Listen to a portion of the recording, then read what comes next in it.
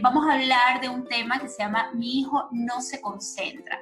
Les he compartido en mis redes sociales información reciente sobre el déficit de atención y esto genera bastantes dudas sobre, bueno, sentimos que los niños están teniendo dificultades atencionales, están teniendo dificultades para concentrarse y por eso he abierto este espacio para que hablemos sobre la concentración.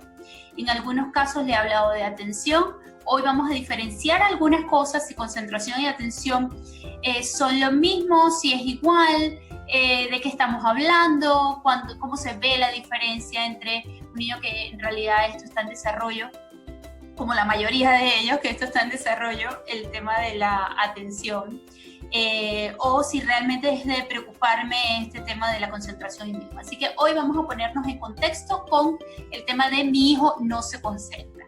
Así que bueno, empecemos y bienvenidos. Como les acabo de comentar, inicialmente pensemos en diferenciar concentración y de atención.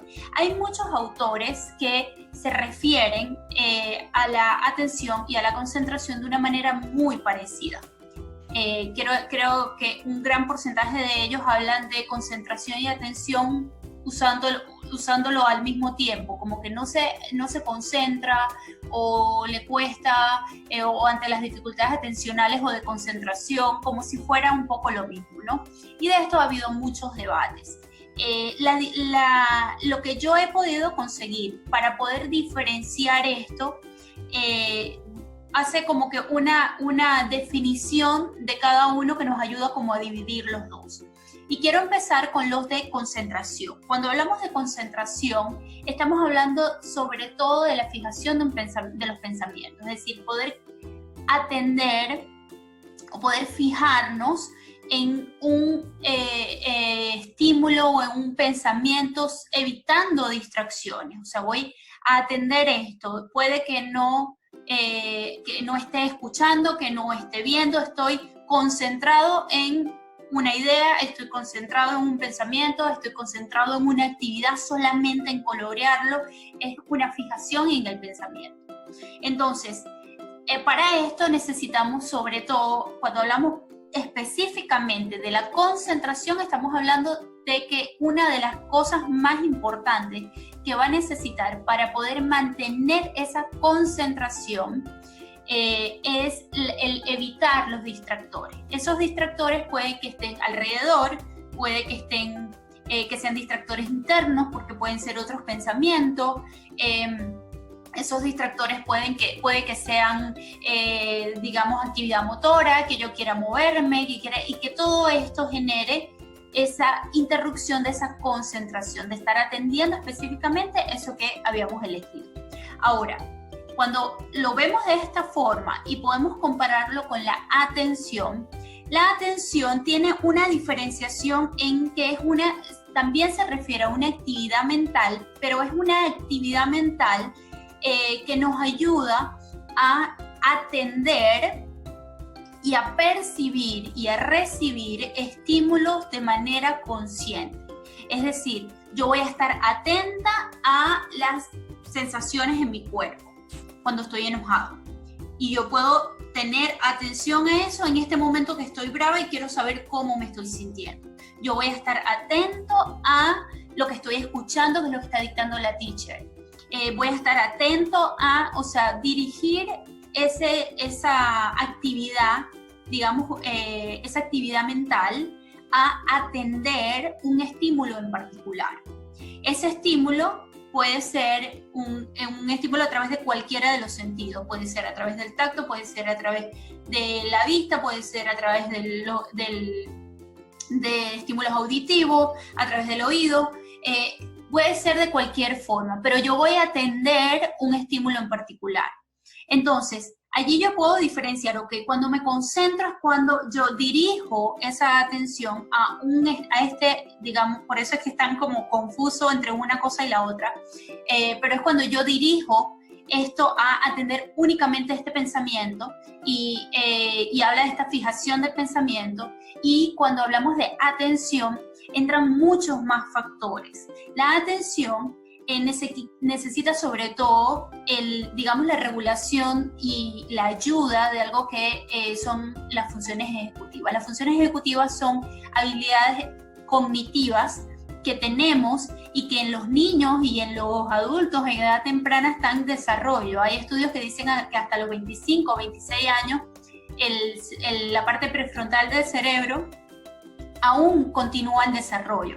Y la parte prefrontal del cerebro es la que me permite tener habilidades de funciones ejecutivas, que es una habilidad cognitiva. Entonces, ¿qué son estas funciones ejecutivas? Son funciones o habilidades cognitivas que me permiten a mí planificar, tener una noción del espacio y del tiempo, algo muy importante que es la memoria de trabajo, que es donde yo puedo almacenar información por un tiempo determinado, sobre todo a corto plazo, donde yo puedo ir jugando con esta información. Es decir, y aquí voy a empezar a hablar de los ejemplos, si yo estoy sintiendo que mi hijo no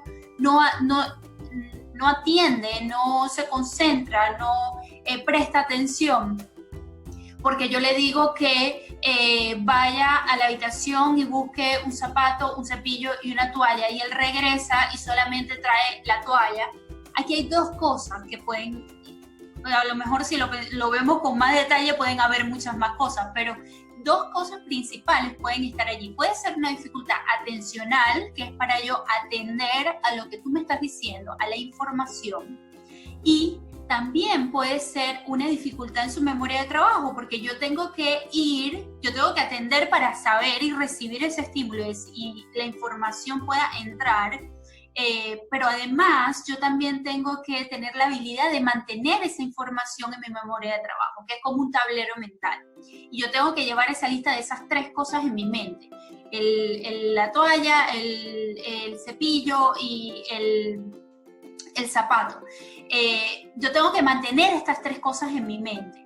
Entonces, a lo mejor el niño está atendiendo al estímulo, a lo mejor el niño está prestando atención a lo que estás diciendo, pero en ese trayecto en el que fue y regresó, su memoria de trabajo, si hubo dificultades en su memoria de trabajo, en sus funciones ejecutivas, no le está permitiendo recordar y evocar esa información y mantenerla para cumplir la tarea. Entonces, allí es donde incluso hay un psicólogo y uno digamos, de los científicos que más ha estudiado sobre el déficit atencional, que es Barkley. Barkley dice que tiene una hipótesis, que todavía no es una teoría desarrollada, pero es una hipótesis. Pues él cree que el déficit de atención no es un déficit en la atención como tal, sino que creo que sus estudios demuestran como el 80% de los casos hay dificultades de la activación en funciones ejecutivas. O sea, puede ser un niño que tenga que tenga bien desarrolladas funciones ejecutivas, puede ser un niño que tenga también buenas habilidades o regulares habilidades para atender, pero que no activa adecuadamente y no ejecuta de manera adecuada. Sabe lo que tiene que hacer, tiene la información allí, pero no la ejecuta. Entonces, al final, entre todos estos estudios, entre todas estas cosas, se mueven básicamente los mismos conceptos, que son la actividad de concentración, el yo poder atender y mantenerme sobre todo en esa tarea y en ese pensamiento, y la atencional, que es yo poder estar abierto. Es que atento es como mantener una actitud abierta a recibir una información. Y quiero decir que en la mayoría de los casos, cuando hay dificultades en esto, sino que todas, es algo involuntario, es algo que no depende de que no, es que él no quiere prestar atención, es que por flojera, es que porque no pone en su parte, es porque no se da cuenta, es que no suelta el aparato electrónico para prestar atención. Entonces empezamos a ver cómo en muchas ocasiones el entorno nos pudiera estar dando, digamos, excusas de, ok, cómo esto está funcionando para mi hijo y por qué estas dificultades en realidad aparecen allí por su propia responsabilidad, porque no es él el que está haciendo las cosas, porque no tiene la intención. Y la mayoría de las veces los niños quieren hacer las cosas bien. Esto aplica para todo, incluso para comportamiento. Quieren hacer las cosas bien, quieren cumplir las expectativas que saben que los adultos tienen sobre ellos, quieren ser el primero que levante la mano y responda acertadamente. Y cuando esto no está sucediendo, podemos poner la lupa en dos cosas. En primero, ok, ¿qué está sucediendo que le está provocando esta poca respuesta, esta respuesta negativa, estos resultados negativos, este bajo funcionamiento, como queramos llamarlo, ante lo que nosotros esperamos? Es decir, mirar si hay algo en él que le está provocando esto, porque cuando hablamos de una dificultad atencional, llámese déficit de atención, esto nos está hablando de algo orgánico, biológico, que sobrepasa la intencionalidad del niño. Entonces, si esto sobrepasa la intencionalidad del niño, que no tiene la intención de ser así, aunque aparentara, pareciera que sí, que realmente es que no quiere, que realmente es que no desea cooperar, aunque eso sea así, nosotros somos como adultos los que entonces tenemos que mirar, ¿cómo te puedo ayudar? Si esto es algo que te está pasando, porque en realidad, digamos, estar en este entorno en el que yo pongo de mi parte, yo quiero, pero no sé por qué extraña razón, siempre se me olvida, es muy difícil poderlo recordar, y esto ha pasado siempre, y tengo 12 años, y de esos 12 años todo el tiempo he estado con este discurso detrás, es que tú nunca prestas atención, es que hasta cuándo contigo tal, y es que entonces se va como agotando esa, digamos, buena intención del niño de sí dar su 100%, sino que ya ahora dice como, bueno, parece que nunca me va a salir bien, entonces, pues, ¿para qué le pongo empeño si siempre voy a llegar de último? Entonces, bueno, eso es un poco como lo que se mueve o lo que trae este tema de la atención y lo que genera en muchas ocasiones en el adulto cuando estamos teniendo niños que les está costando poder atender a un estímulo y responder de una manera adecuada. Quiero cerrar con dejarles un poco la idea de que esto que nosotros estamos midiendo, muchas veces tenemos la medida menos justa para poder comparar a los niños. Es decir, nos comparamos a los niños con nuestro funcionamiento atencional.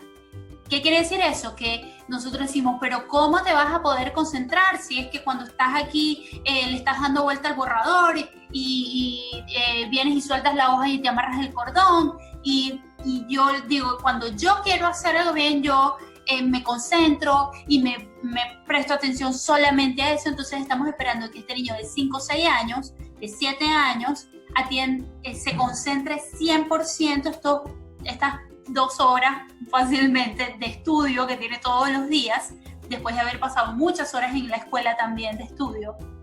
Entonces, lo estoy comparando con qué haría yo cuando tuviera que hacer esos 5 ejercicios que tú tienes que hacer de matemática. Por eso digo que es una comparación injusta. Porque lo comparamos muchas veces, o la idea que nosotros tenemos es, ok, ¿qué hago yo para mantener o para resolver una tarea por completo?